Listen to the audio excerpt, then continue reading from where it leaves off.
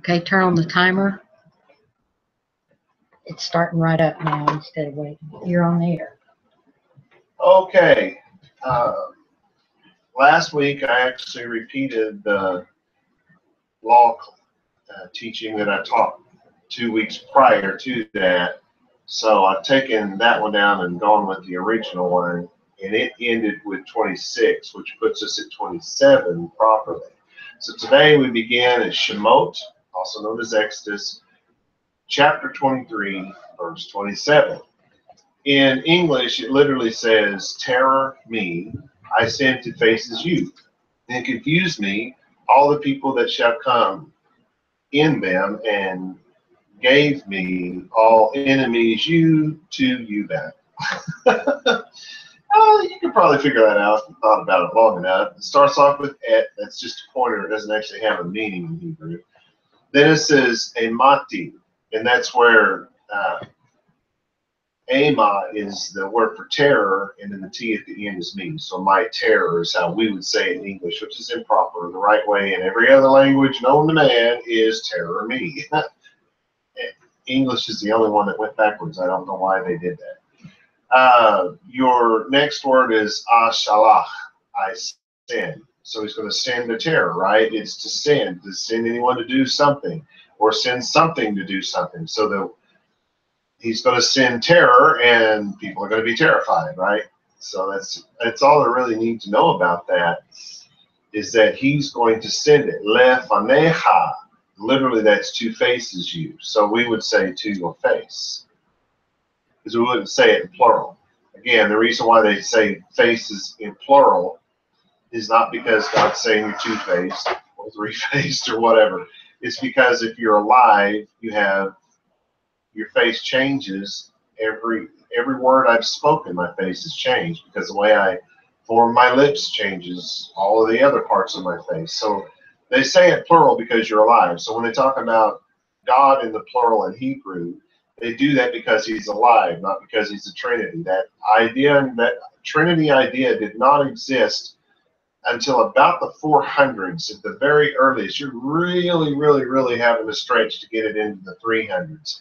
There was an idea that kind of seemed Trinitarian in the 1st and 2nd centuries CE, but that was not its intent, and there was only 2, not 3. Unless, of course, you thought of in Gnostic talk, of the real God as being one of them, as Sophia, the girl, as being the second one, and Jesus being somehow the third one.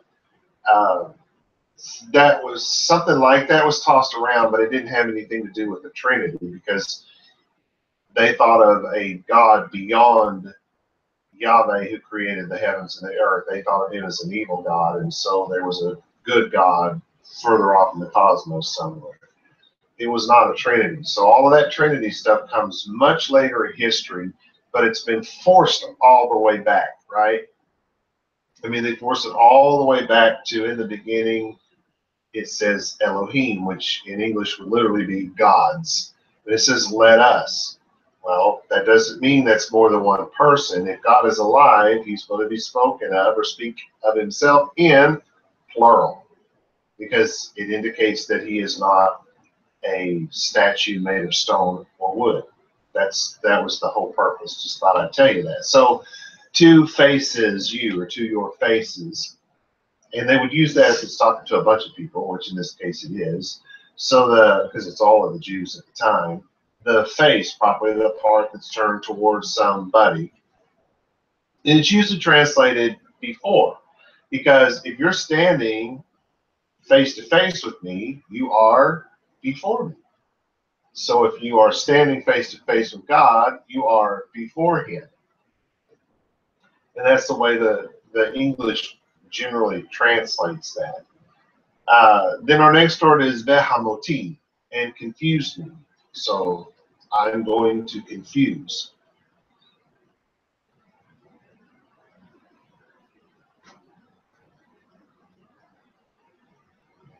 Okay, there's something to note about this particular word. When it ends with a mem, which it does not in this case, put in motion. In other words, to impel, to drive, to disturb, to put it in a commotion, to put to flight, to destroy utterly, to make extinct. Okay, again, this one does not end in that. Now, the other way it's used when it's spelled with a noon, which, once again, it does not. It is to make a noise, to rage. You're going to have to go with the second one here because about that a second.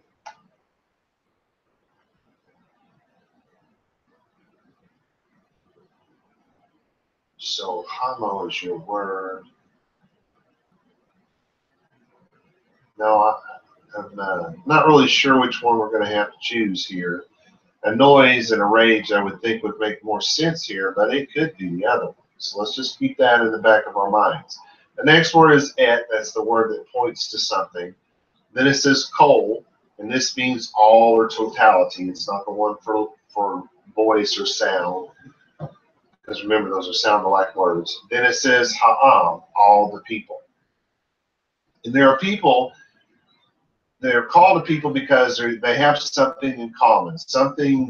There's some commonality that pulls them together, and then once they're all together under that commonality, they become a people. So if you're all Jewish, then that's the Jewish people. If you're all American Indian, then that's that people. If you're all Italian, it's that people. Now, can you mix them? Of course you can. Let's say that you all live, are born in and live in America, then you're Americans. Your people are called the Americans, right?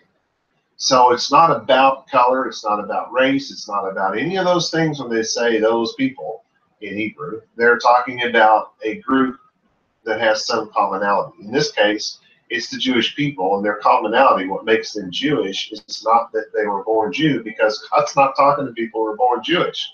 Think about it. It says that they left with a mixed multitude.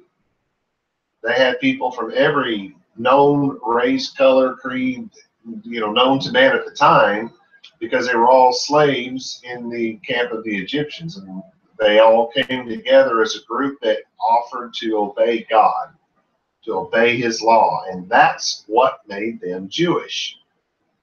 So it wasn't because they were born of a certain bloodline and all that. The people who were born of those bloodlines became what they called the princes of the people, or the leaders of the tribes.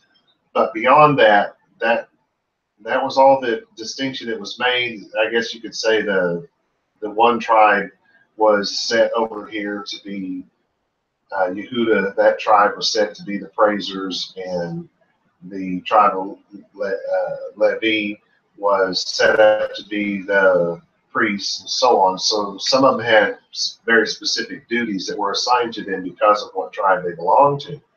But here's the thing.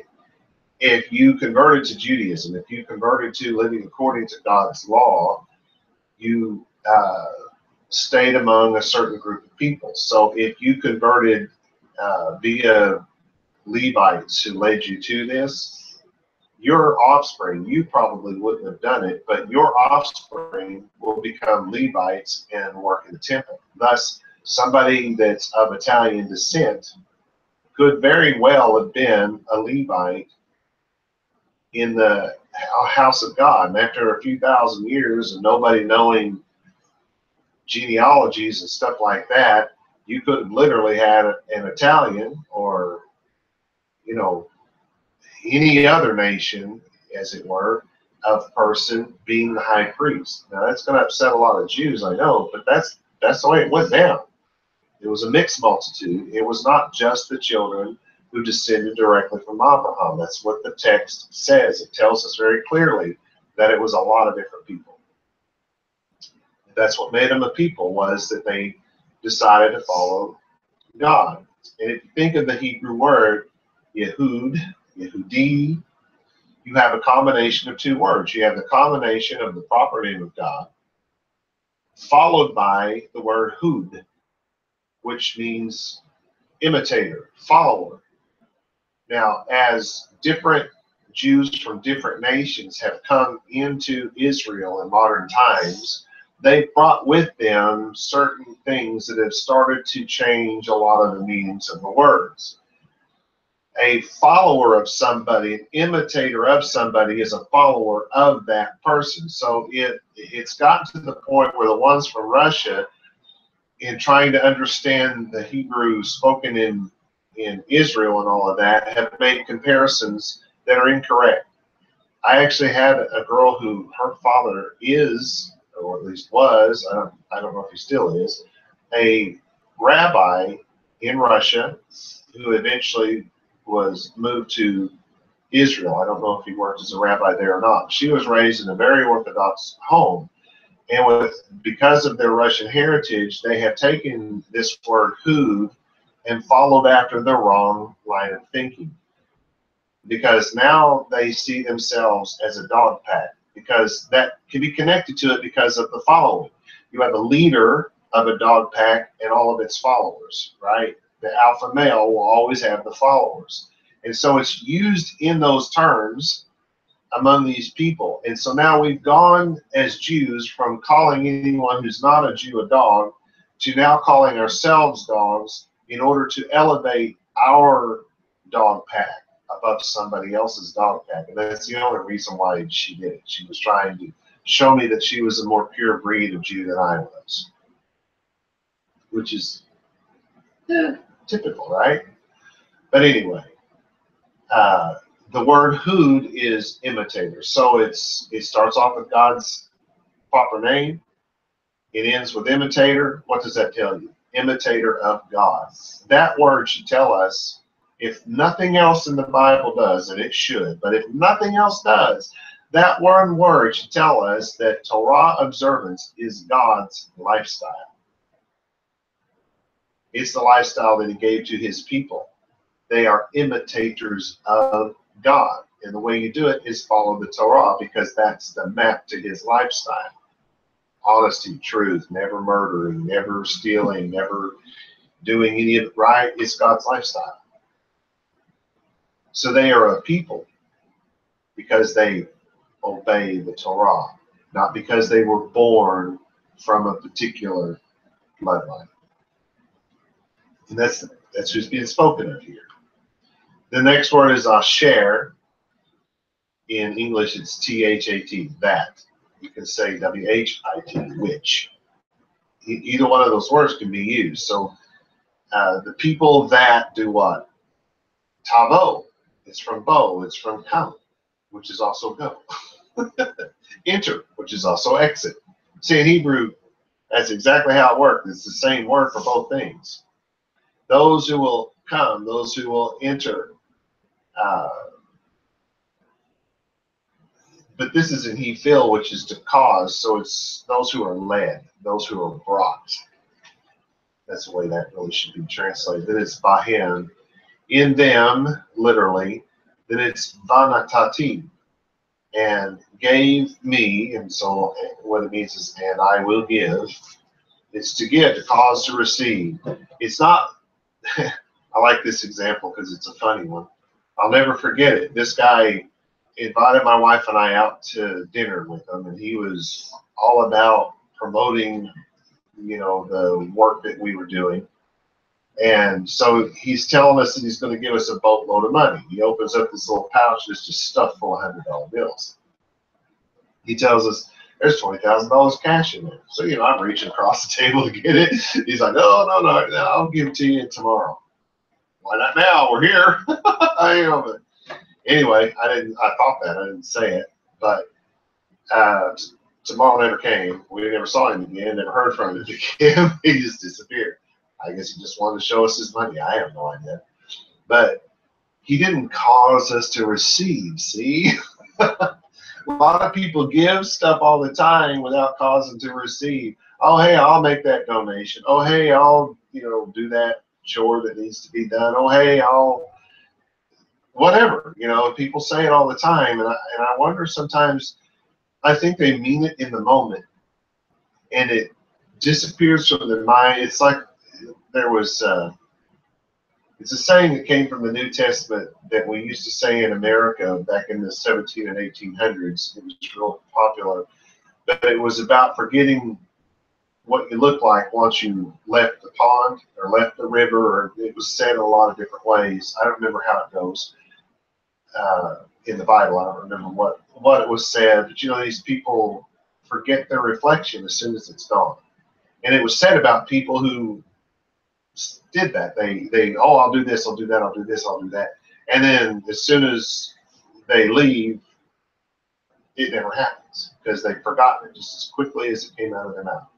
So that's not giving. That's because you have to cause them to receive it. So until that man puts that money in my hand, I will probably never know what a boatload of money is.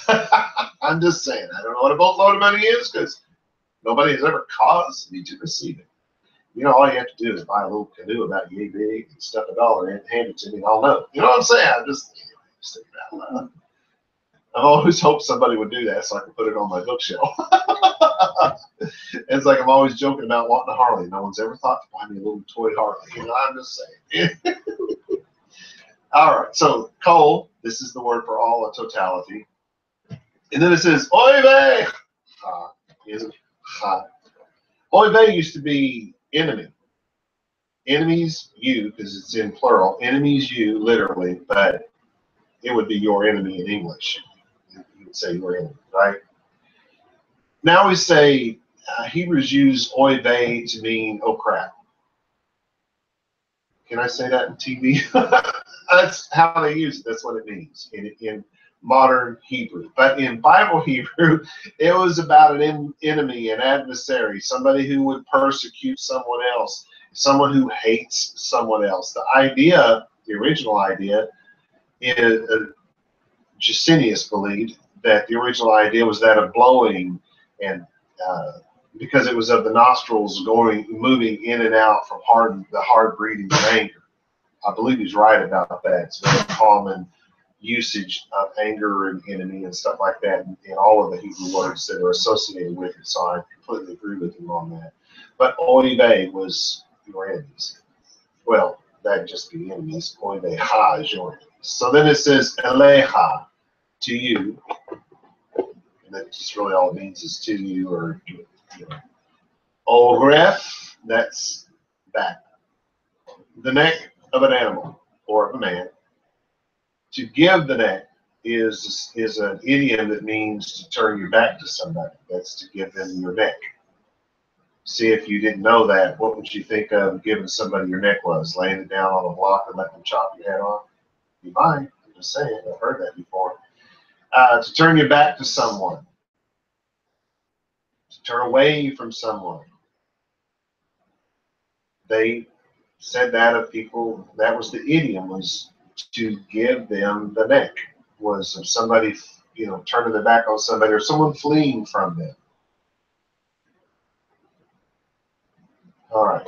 So here's your translation. Remember, we're on Shemot 23:27. I will send my terror before you, and I will confuse all the people to whom you shall come, and I will make your enemies flee from you. What he said was, and I have given the back of all of your enemies to you. That's what he literally said. But what it means, because it's an idiom, I will make all your enemies flee from you. Would you be scared of your enemies if God said that to you? It turns out most of them were. Of the words, my terror, even Ezra said that God's terror would cause Israel's enemies to turn and run from them. Well, that's what it just said, isn't it? Did you know that in the 6-day war, the Arabs ran so hard to get away from the Israelis, as we call it today, to get away from their army? Those guys ran so hard to get away from them that their boots came off their feet.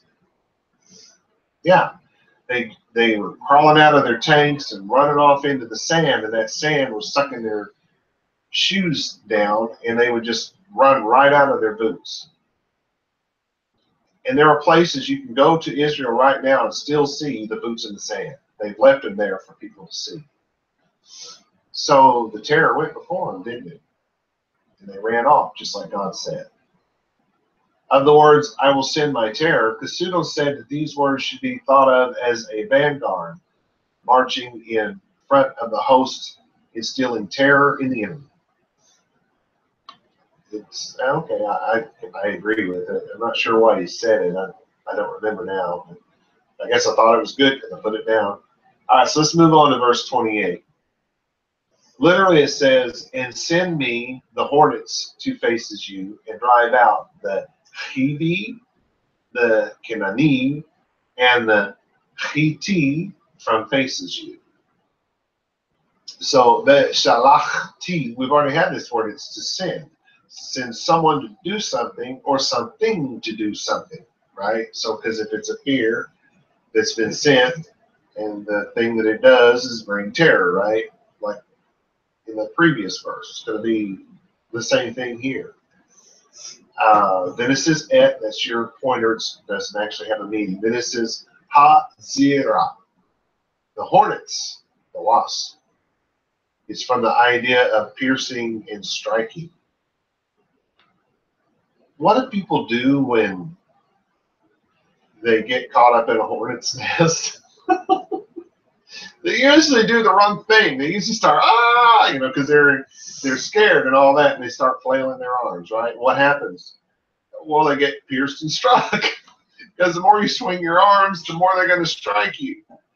If you stand perfectly still, you may get hit once or twice. If it's real bad, like you walked into one of them big bowl-looking things that some of them make, some bees make. I don't know if those are honeybees or what they are. Honeybees chase people? I don't think they. I've never seen honeybees do that. I play with them. But anyway, if you just stand perfectly still, it's almost unlikely that you'll even get stung. I've never been stung. That's what I do. As soon as I realize that's there, I stop moving. I did that with my dog one day. We found that a hornet's nest was on the ground for some reason. I don't know why they built it on the ground, because it's not where we live. That's not normal. But all of a sudden, it was just a cloud of them all around us. And my dog thought this was some real fun game. He was just snapping at them, and they were just stinging him everywhere. You could see his fur bouncing from them hitting him, and he didn't seem to know they were doing it. He just thought it was fun snapping at him. And I had to give him the stop command, which he knows is to stand perfectly still, and he did. And they stopped stinging. I'm telling you, he had no idea he was being stung. But when he stopped, all of the stinging stopped, right? So keep that in mind about the hornets and the wasp and all of that. There's more to it than that, but I'm going to leave that for later. Then lefanecha, we've already had this, to the face. It's before somebody, in plural because it's of people who are alive. Le gersha, and drive out. So he's going to send these wasps before somebody's faces, and that's going to cause them to be driven away. It's to thrust something away, to expel a people from a land. They even use this word for divorce. You've driven a woman out of your house in their day. Although in Judaism of the first century, women could have driven the men out of the house. Just saying. The next word is et. It's a pointer, has no meaning. That's followed by ha-chivi. So they say Hivite or Hivite, or I'm not sure how you say that. It means villager, but it's a people. They're called by that name. Then this is et, which is a pointer. Ha-Kenani, so those are the Canaanites, as they're called in English. Ve'et, and also, if you will, ha-Chiti, and the Hittites. And then there's the Chiggerbites, and the Antbites, and the Bugbites in general. Anywho, then we follow that with Mil Paneha. Here the Paneha for the faces. So the meal, that the mem in the front of it is from, literally this is from to faces you. I left the word out in my typing word, but it's from to faces you. Remember, they speak differently because it's a different language, but it's from before your faces, from out of your presence, if you will. So the translation, and I have sent the dread,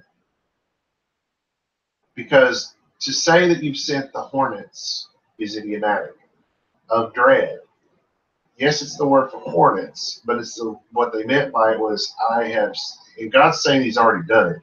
I have sent the dread before you, and they have driven out the Hivi and the Canaanite and the Hittite from your faces. Now, by the way, it hadn't happened yet. But because God is making this promise, it's done. That's the way they talk in the Bible. You got to keep it in mind. If it's in past tense, it doesn't mean that it's already completed. So think that through. So the word, the hornets, Rashi described the hornets as insects that attack the eyes and whose poison killed its victims. Because remember, this is written in a time of the Dark Ages. These people are not trained. Most of them didn't speak Hebrew. So, I mean, go look at their work. Their work's all written in Greek and Arabic. I mean, all of Maimonides' work was written in Arabic. The man didn't speak Hebrew. There's a story about him telling somebody that Hebrew was better than Arabic and you just need to learn Hebrew because they were saying that he wrote something in Hebrew. It's not true. He never wrote anything in Hebrew. As we find with most of the sages, they don't know this language, so they don't know the idioms. And they're not even seemingly aware that there are idioms. So don't get mad at the messenger here. But Rashi's wrong. Even Ezra said that this word connotes a disease which makes the body weak. You can't just come right out and say that he's wrong, because what does dread do to you? What does fear and dread do to you? It's your body weak. Just saying. Casuto taught that hornets was idiomatic for dread. Check it out. I'm not the only one who says that. Panic, terror. And this is, of course, what the past couple of verses have been talking about. So it goes right along with everything that's been said. Casuto is correct. All right, so in verse 29, literally in English it says, "Not I will drive out they from faces you in year one, lest shall be the land desolation and great upon you living the field." This is important. So it says lo, which is the negative article. It's going to be attached to the next word, agal shed. I will drive out they. So I will not drive them out, is what he's saying. I will not thrust them out. I will not divorce them from the land. He's not married to them. He won't divorce them from the land. He won't drive them out from the land. You get it? Then it says mi paneha. We had this word already, only it had the lamed in it, but this is one without it. So it's from faces you, or from your faces, as we'd say it. From your presence, from before you. Beshana, in year. So I'm not going to do this in year echat. I'm not going to do this in 1 year. I'm not going to do this in the first year. You can say it either way. It makes no difference. It's the same thing. Then it says pen, which means that's how you say lest.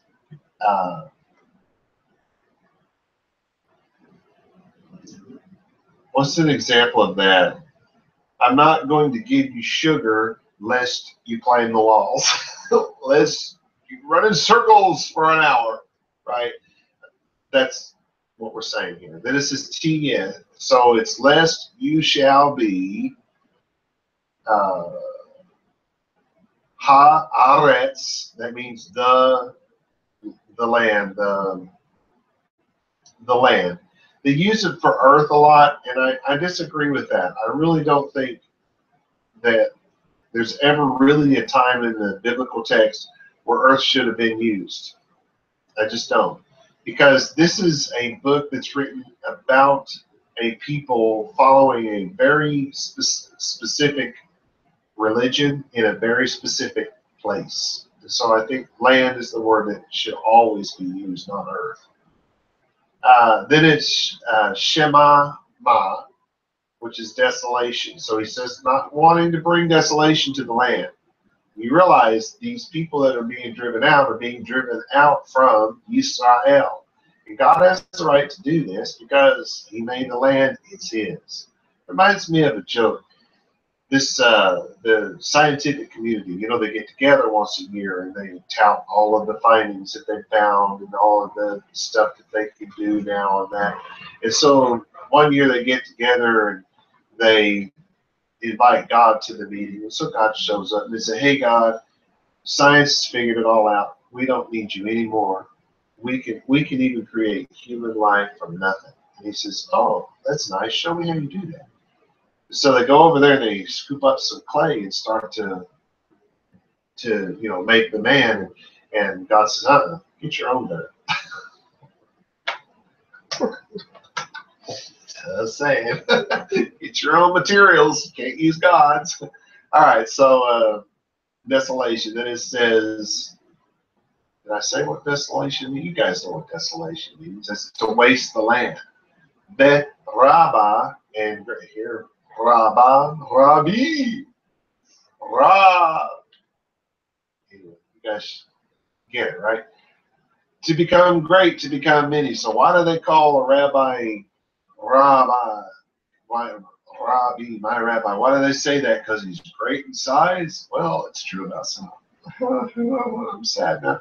No, it's not because of that. It's because, is it because they're old? No, there's some young rabbi. Why, Rabbi, to say it correctly. Why do they say that? Because the rabbi is great in education. Not so much great knowledge, although he should be, but great in education. It's someone who's reached a certain level of education, a certain level of knowledge, a certain level of life experience. Once you've done those things, then you can be called Rab. You can be called great. But this word is of much, of many. It's of increase, that sort of thing. So he doesn't want the desolation of the land to become great. And this is Aleha, to you or upon you. Hayat, living, or I should say upon you or upon your, it's either way. Hayat, Lahaim, same word. Hay, it's the living, alive, vigorous, breathing in and out, those sorts of things. And it says ha-sadeh, so it's the living of your field.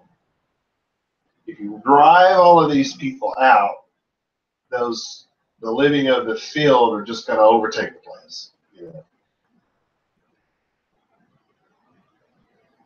So here's the translation of verse 29. I will not drive them out of your presence in 1 year, lest the land should be desolate and the beasts of the field be multiplied against you. Right? So he's gonna drag this out a while so that there's balance. Wow. God doing things in a balanced way. Imagine that. I'm just saying. All right, so then verse 30, it says, literally in English, little, little, I will drive out they from faces you. To that you shall bear fruit and acquire you the land. You can figure that one out just by reading it, right? So it's ma'at, a scraping, hence a little. So if you scrape a little bit of the carrot off, you get the idea. Anyway, it's of little time. It's of something that happens suddenly. They use it a lot of different ways. Because remember, it's few words, lots of meaning. But here we have little. This is me'at, little. So it's me'at, me'at, little, little. And they say in English, little by little, so that you'll understand what's being said here. Then it says, agashenu. So literally, because they've added the aleph to the front, they make an ah sound, and it means I will.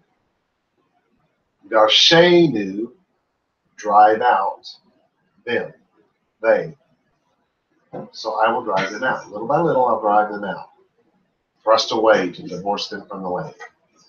Mipaneha, remember that? From before you, from your presence, from before your faces. Ad. Now this word is to pass over, to go on.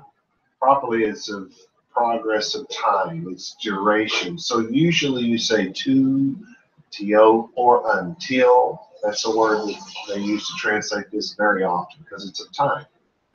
Then it's asher. Now that's that word that's T-H-A-T, that. It's this or that. You say that which anyone says, the W-H-I-C-H, that which someone says. There's your meaning. Tiferet, you shall bear fruit. It's the word peri, which is fruit, but they've added the top to the beginning and, of course, the hey at the end to make it feminine. It's to bear oneself along swiftly, to run swiftly. It's to bear fruit. I can't think of any reason to put that on running swiftly, but that is what the Jacinius said. Benahalta, and acquire you. So, and you will acquire. You will receive something into your possession. Unlike that man who told me he was going to send me that boat. They're going to get their boat and something in it. I'm just saying. This is et haaretz. Your land will receive. You'll receive your land. So little by little, I will drive them out of your presence so that you will bear fruit and inherit the land. That's awesome, isn't it? All right, we're going on to 31. I think we're going to get there today. Literally, it's and put me, border you, sea reed, and to see Pelishtim, and from wilderness to the river, for I give in hand you. He dwelt the land and drive out you from faces you. Okay, this was a little more difficult, but it makes sense eventually. Vishati, literally that's and put me. So and I will put, I will place, I will establish. It's one of those things, right? That's what it means. So that's pointing at something. What's God going to establish? What's he going to put in place? Gedulaha, Beguleha, rather. Border you. I'm going to establish a border. I'm going to establish a boundary. I'm going to establish the regions of your land, if you will, right? That's what's being said here. Mi yam. So now he's saying from the sea.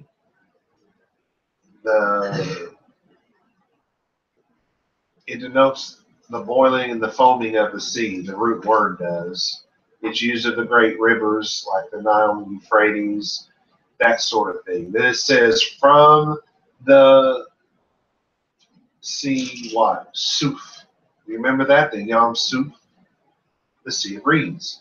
The Bible calls it, the English Bible calls it the Red Sea. Even some of the Hebrew Bibles call it the Red Sea. I've never understood why the Hebrews or the Jews followed after that. It's the Reed Sea, not the Red Sea. Then it says Ve'ad. That's that word of time. So it's from here until Yam, the sea. So it's or till. Let's say till, T-I-L.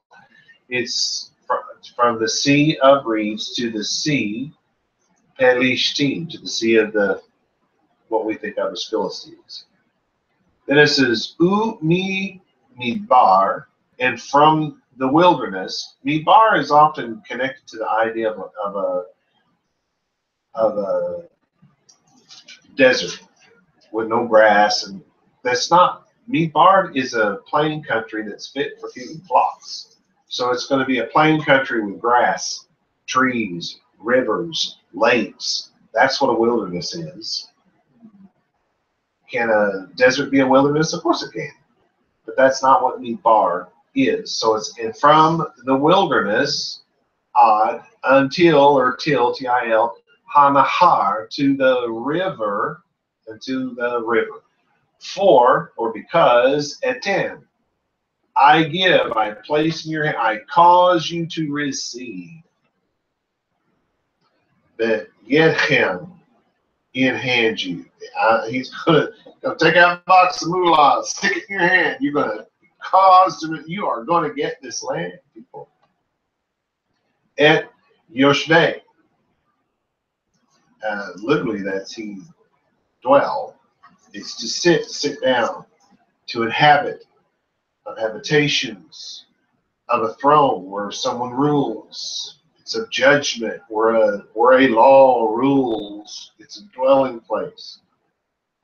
So you're going to dwell where? Haaretz. You're not going to dwell. The whole earth is not going to belong to the Jews. You're going to dwell There may be Jews dwelling over the whole earth, but they don't rule it, if you will. They don't, the earth is not going to belong with the Jews. It's the land. The land that belongs to the Jews will eventually, they will inhabit, and it will be ruled by God's law.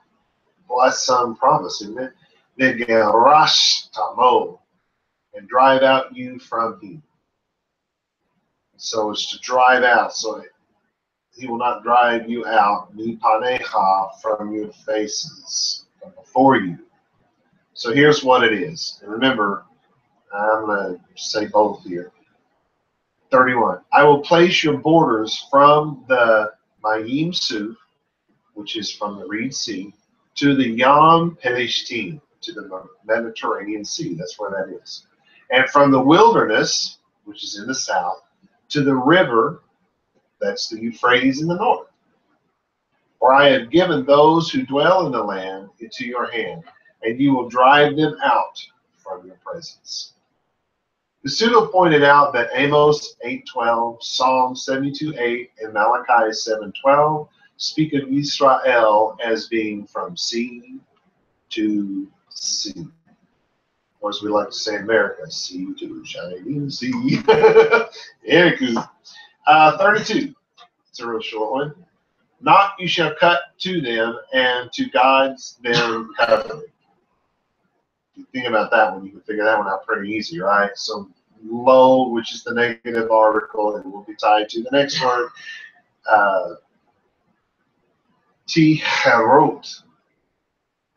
So not you shall cut. You shall not cut. Is how we would say it in English. To cut, like, the reason why they say cut is because if you made a covenant way back in the day, you took a rock and you took a chisel and a hammer and you cut into the rock. You chiseled it into stones. Could have just as easily I could have put the word chisel in there because it truly may have been a better word for me to pick. So you're not going to make a covenant. But it can also be used in the cutting of the animal. So I use cut. Lahem, with them or to them. Literally it's to them, but we would say with them in English. Velelohehem, and to God's them. So you're not going to cut a covenant with them and with their gods.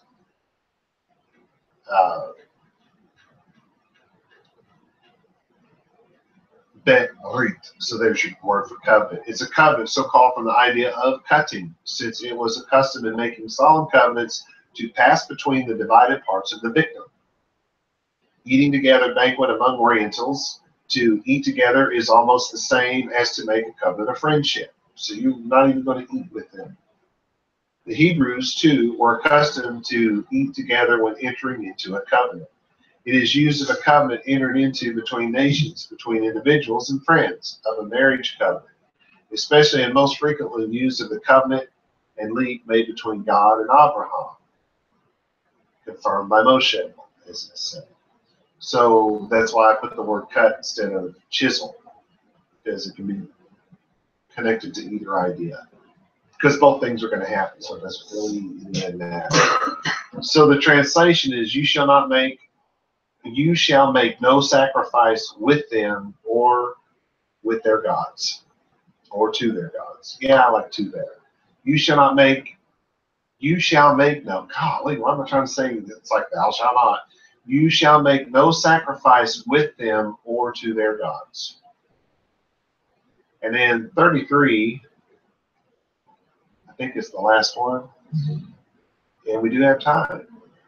Literally in English, it's not dwell they and land you, lest he send they you to me, for shall serve God's them, for he will be to you to snare. We really need to look at that one. So it starts off with lo, which is the negative article. It connects to yeshvu, dwell they. They shall not dwell. They will not be seated there. They will not sit down there. They will not inhabit themselves there. They will not judge there. They will not rule there. What is Israel doing now? The opposite of this. They let people from foreign countries into their parliament. They let them from foreign countries make their decisions. You see what's wrong with that idea? God said no. They're not being very Jewish here because they're not following God's law. And that's a bad thing when you let Palestinians make your laws. And they're doing that because they bought into this Western idea of us being greater thinkers than God. They don't think of it in those terms, but that's exactly what it is. Then it says, Be'ard Zeha, in land you. So they're not allowed to live in your land. They're not allowed to rule in your land. Their lifestyle is not allowed in your land. He's just told you exactly where their land is. The next word is pen. That's less. So here's a reason why God's not going to allow this. Yahati'u. He sinned they. This is why, because you're going to sin. If you allow these people to live in your land, if you allow these people to be part of the judgment in your land, if you allow these people to have their ceremonies in your land, you're going to commit sin. To sin, they say, is to miss, to err from the mark. Speaking of an archer, the opposite idea to that of reaching the goal. And wow, has the West really taken that out of context. To sin, which is to wander from or stumble in Torah observance, it's called the way, which is also called the path of righteousness. That's what it causes. It causes them to not follow God's law. They've already not following God's law by allowing this to happen, and then it further degrades God's law by the fact that it is happening. They fall into sin. And here's something that I think, a verse from the New Testament that every Jew in this world needs to commit to memory. It's in 1 John chapter 3, verse 4. It tells us exactly what sin is and what it is not, and it is the best description ever given on the subject. It says, everyone who commits sin is also in rebellion of the Torah, because sin is Torah rebellion. We need to keep that, we need to commit it to our memories for two reasons. One, it's the best description of what sin is and what it is not that has ever been given by a Jewish rabbi. And yes, it was given by a Jewish rabbi. So we should take it to heart. And two, when the Christians start telling you that we don't live by the law anymore, we live by grace, you need to quote this to them. You need to tell them to go look in your New Testament and explain that one to me. Just saying. To do that which is opposed to the Torah, or not do that which is commanded by the Torah, that's what we call sin. And that's what happens when we allow these people to live in the land of Israel. Whatever the Torah identifies as sin is in fact sin. Anything the Torah does not identify as sin is not sin, no matter how offended we are by it. It is not sin. It's that simple. The next word is otha. That's you. The proverbial you, I should say. Li is me, or to me. Ki is for, because. Then you have ta avod, shall serve. To labor, to work about, to do, to follow. No, not to follow, but when it's followed by an accusative, it's of a thing. To bestow labor upon anything, to till a field, to plant a vineyard, a garden, and on it goes. This is et, which is the pointer. Elohim. That's gods then, to their gods. What else can we say about this stuff? Then the next word is ki, which is for, because. Then it says yeah. He will be. Because it will be. Lecha, to you. Lemo kesh. It will be a snare to you. If they live in your land, it will be a snare. If you allow them to rule in your land, it will be a snare. If you don't do what God says and you begin to commit sin, it will be this stuff will be a snare, and you will commit sin. That's why God rarely tells you why he gives certain commands. Here he's being real clear about why. So verse 33, they will not dwell in your land, lest they cause you to sin against me. For they will serve their gods, and it will be a snare to you. This concludes our journey through chapter 23. Shalom and shalom.